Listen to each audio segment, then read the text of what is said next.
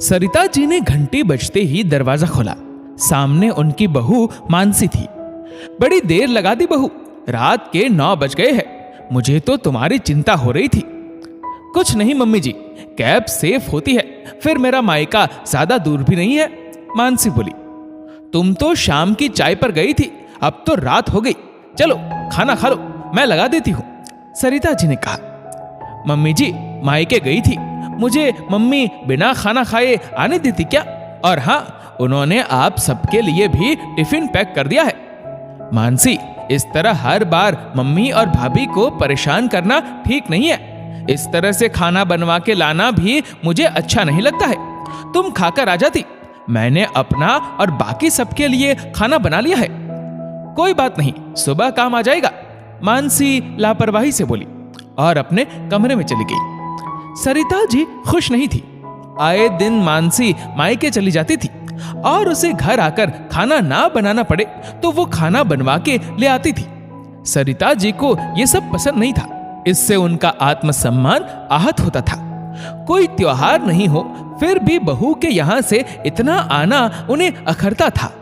सरिता जी मानसी को कई बार समझा चुकी थी, पर मानसी इकलौती बेटी थी तो उसे लगता था कि वो सही करती है।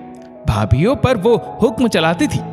अभी मानसी के कोई बच्चे भी नहीं थे। घंटों मायके रुक कर आ जाती थी। मानसी की 2 भाभियां हैं जिनके छोटे बच्चे हैं। दोनों भाभियां मानसी को सराखों पर रखती थी। मानसी की मम्मी की ही घर में चलती थी। भाभियां उनसे बहुत डर कर रहती थी। शोभित, तुम मानसी को क्यों नहीं समझाते हो? मानसी मायके जाती है, वहां रहती है, मुझे उससे कोई दिक्कत नहीं है, पर वहां से टिफिन बनवा कर लाना मुझे पसंद नहीं है। सरिता जी ने अपने बेटे शोभित से बात की। मम्मी, मैं उसे समझाता हूं। शोभित ने मानसी से इस बारे में बात की। शोभित की बातें सुनकर मानसी गुस्सा हो गई। मैं जबरदस्ती खाना बनवा के नहीं लाती हूं, मेरे मायके वाले भेज देते हैं। ससुराल वालों को और क्या चाहिए? मानसी, तुम समझती क्यों नहीं? कल को हम रितु की शादी करेंगे, वो अपने ससुराल जाएगी, वो भी इस तरह का व्यवहार करेगी तो तुम्हें बुरा नहीं लगेगा? तुम भी उसके ससुराल ऐसे ही टिफिन बनाकर भेजोगी? इतना सब मेरे मायके से मिल रहा है और आप लोगों को उसकी कद्र ही नहीं है। मानसी गुस्से से बोली, जैसे वो ना कुछ सुनना चाहती है ना ही समझना चाहती है। सरिता जी शोभित दोनों चुप हो गए। उन्होंने एक योजना बनाई। अगली बार जब मानसी मायके गई तो शाम 7 बजते ही सरिता जी ने समधन जी को फोन कर दिया। आप टिफिन पैक करवा के मत भेजिएगा, आज हम सब खाना बाहर होटल में खाने जाएंगे। ये सुनकर मानसी की भाभियों को आराम मिला, वरना हर बार मानसी के जाते ही उन पर तनाव हो जाता।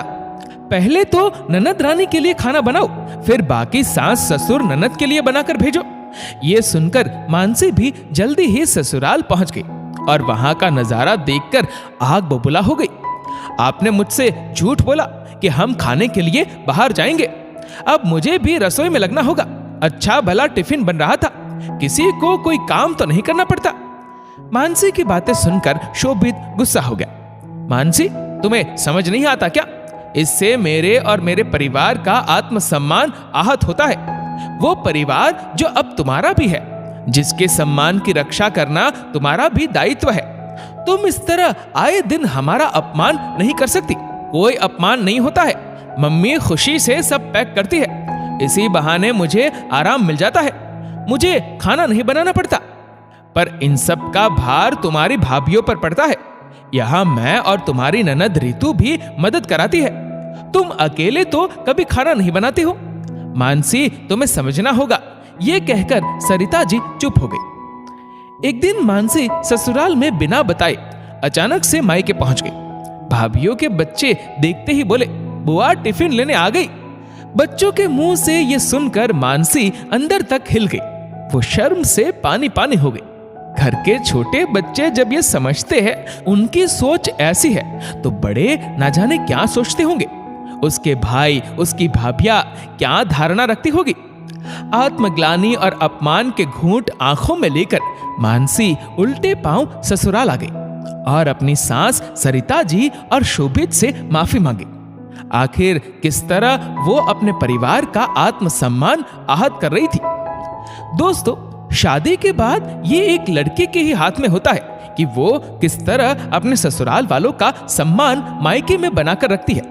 जिस घर में वो बहू बनकर आती है, उस घर से जुड़ जाती है, तो उसका फर्ज बनता है वो अपने ससुराल वालों की इज्जत बनाकर रखे। दोस्तों, इस वीडियो को लेकर आपकी क्या राय है, नीचे कमेंट करके जरूर बताएगा। और अगर आपको वीडियो अच्छा लगा हो तो इस वीडियो को लाइक करेगा, शेयर करेगा ज्यादा से ज्यादा लोगों तक। और ऐसे ही और भी इंस्पिरेशनल वीडियोस के लिए सब्सक्राइब करें हमारे यूट्यूब चैनल को और फेसबुक पर फॉलो करें हमारे पेज को। धन्यवाद।